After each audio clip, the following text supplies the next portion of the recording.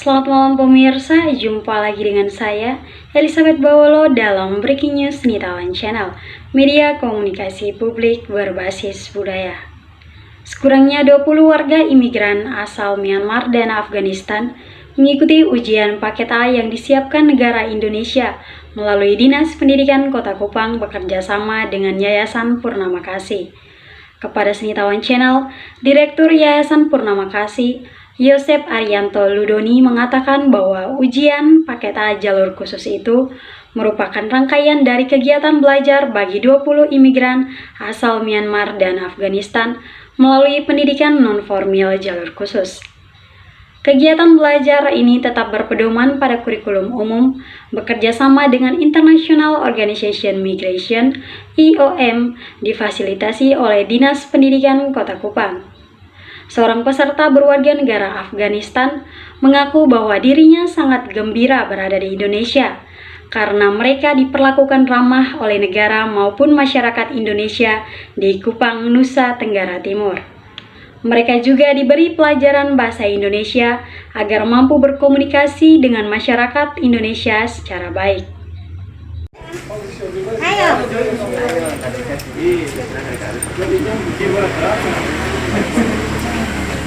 Di sini saja. Berempat duduk, Pak.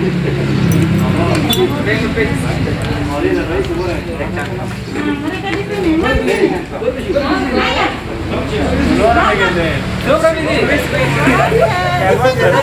Berdiri saja supaya bagus. Berdiri saja. Cewek-ceweknya yang berdiri. Berdiri.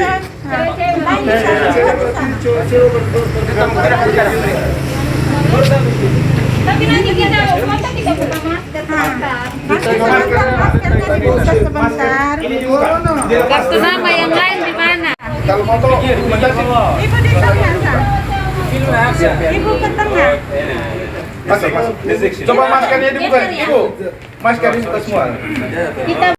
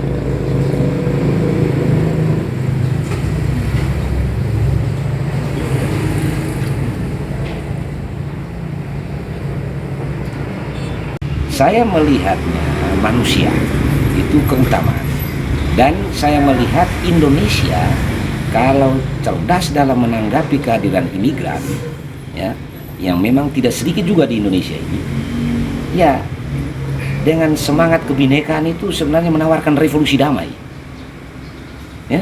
Jadi kalau kita memberikan pelayanan yang baik, kita menawarkan revolusi damai kepada mereka, dan mereka bisa merefleksikan itu secara mendalam. Kenapa? Karena spirit keutamaan kebangsaan kita, ya, itu mantel besar kita itu Bhinneka Tunggal Ika. Kalau kita punya mantel, kita tahu bahwa dia menyelimuti kita, maka intisari lima sila itu kan kita paham. Itu semua. Dan Indonesia cukup lama, cukup damai.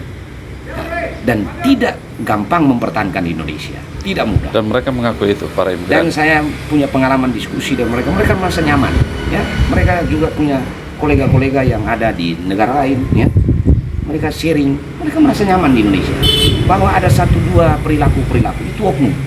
Tentu dengan sisi kebutuhan yang variabel, ya, dengan pemahaman variabel, ya. Tetapi mereka, saya kira pemerintah kita sangat luar biasa menawarkan. Ketika adanya imigran datang dari 2 negara hadir di Kota Kupang, kita membuka diri. Kita tidak mampu memberikan kalian emas dan permata, tetapi hati nurani kita, ya, kita beri pelayanan baik dan nyata. Kenapa? Rumah sakit kita yang keadaan terbatas juga kita siapkan untuk Anda dilayani, dimediasi oleh IOM, perguruan tinggi kita, ya, dan kita punya masyarakat tidak juga terlalu menonjol memberikan sikap-sikap iri hati, ya, tidak terlalu menonjol, ya. Beda dengan daerah-daerah lain, ya. Dan ini saya melihat Kupang sebagai kota Kupang sebagai ibu kota provinsi sungguh luar biasa karena dia mampu dengan pesan siratan itu, ya, pelayanan dengan beragam program, tapi siratannya itu pesan Bhinneka Tunggal Ika. Kesan mereka bagaimana? Nyaman. Nyaman. Mereka gembira. Oh, iya. Mereka ujian dengan santai, ya. Di online juga mereka santai, tepat waktu. Mereka dengan jam-jam harus waktunya memasak, tapi harus juga melayani kebutuhan pembelajaran, ya. Dan ya tentu online ini setelah itu mereka bisa belajar mandiri, ya kan. Nah, tidak harus melekat kurikulum tatap muka. Memang kita sedang Kota Kupang ini dan NTT kita sebagian besar ini hampir 3/4 kondisi NTT saat ini nasional soal pandemi COVID-19, ya. Kemudian juga dengan seroja kita ini kita harus peka. Kita harus bergandengan tangan dan kita harus terus membangun semangat persaudaraan, ya, untuk kita bersaudara yang mungkin kemarin-kemarin mendapat makan, tapi rumah tinggalnya sampai hari ini, Pak, syukur kepada Tuhan, cuaca kita cukup memberi kedamaian. Kalau masih ditimpa lagi dengan hujan, Pak, hujan susulan, bayangkan itu rumah-rumah mereka yang belum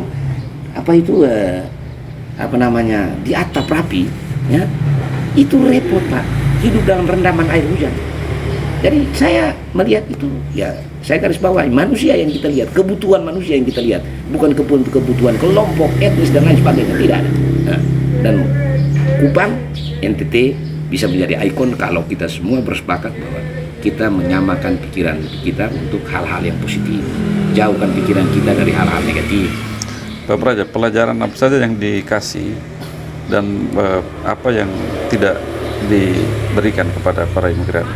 Ya, tentu kita imigran ini sama juga dengan Indonesia ini kan. Nah, mereka juga manusia, mereka juga ada pilihan-pilihan aturan-aturan agama, ya, pilihan aturan-aturan kenegaraan dari negara asal. Jadi soal mata pelajaran yang tidak bisa kita berikan untuk tersirat kita memaksakan kehendak wawasan kebangsaan kita kepada orang lain, ya itu seperti PPKN mereka tidak terima, kami tidak berikan, bukan tidak terima, kami tidak berikan, ya.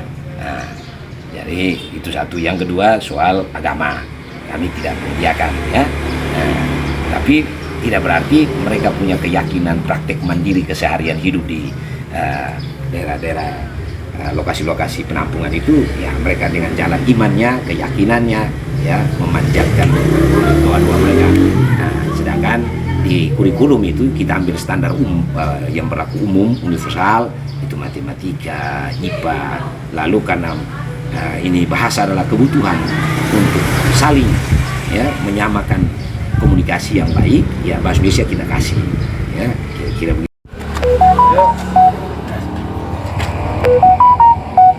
Sudah?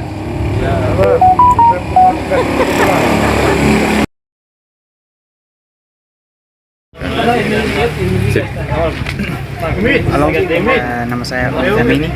Kita hari ini sudah datang di sini untuk ujian bahasa Indonesia sama ujian matematika.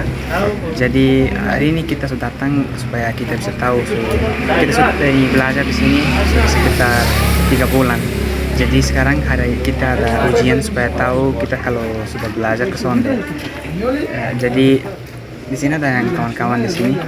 Semua sudah datang supaya bisa ini kasih tahu kalau kita punya bahasa sebagus ke Sonde. Kalau Jadi sudah ada yang miskomunikasi, makanya maksudnya kalau tidak ada kita tidak tahu bahasa kok.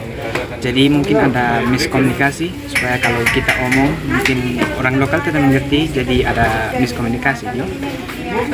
Tapi kalau kita belajar bahasa Indonesia, kita bisa komunikasi benarnya. Jadi sudah ada yang miskomunikasi dan sudah ada yang konflik sama orang lokal dan orang imigran. Iya. Kesan untuk selama ada di sini sebagai penduduk imigran, perlakuan negara Indonesia terhadap kalian seperti apa gitu ya? Di sini yang beta suka, Indonesia sangat suka karena yang orang-orangnya baik sekali, dong semua kayak saudara-saudara kita. Jadi beta sangat suka Indonesia di sini, jadi tinggal di sini juga. Kedepannya mau jadi orang Indonesia atau kembali ke? Itu belum tahu, belum tahu pastinya. Oh ya. Dari asalnya dari mana? Saya aslinya orang Afghanistan. Afghanistan, ya. Minta maaf, boleh tahu kenapa harus saat ini ada di Indonesia? Gitu? Itu seluruh dunia tahu. Sekarang di Afghanistan ada perang-perang. Jadi semua orang Afghanistan harus dilarikan.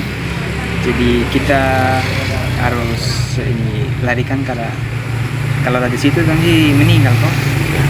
Karena itu.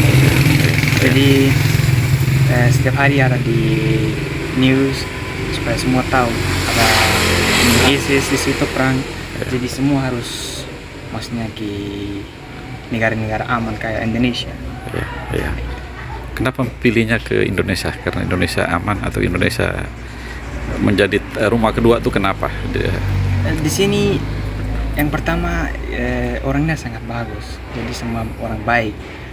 Yang keduanya di sini juga kayak maksudnya ada banyak orang-orang imigran di sini, jadi kita pikir kayak ini Indonesia kayak rumah kedua.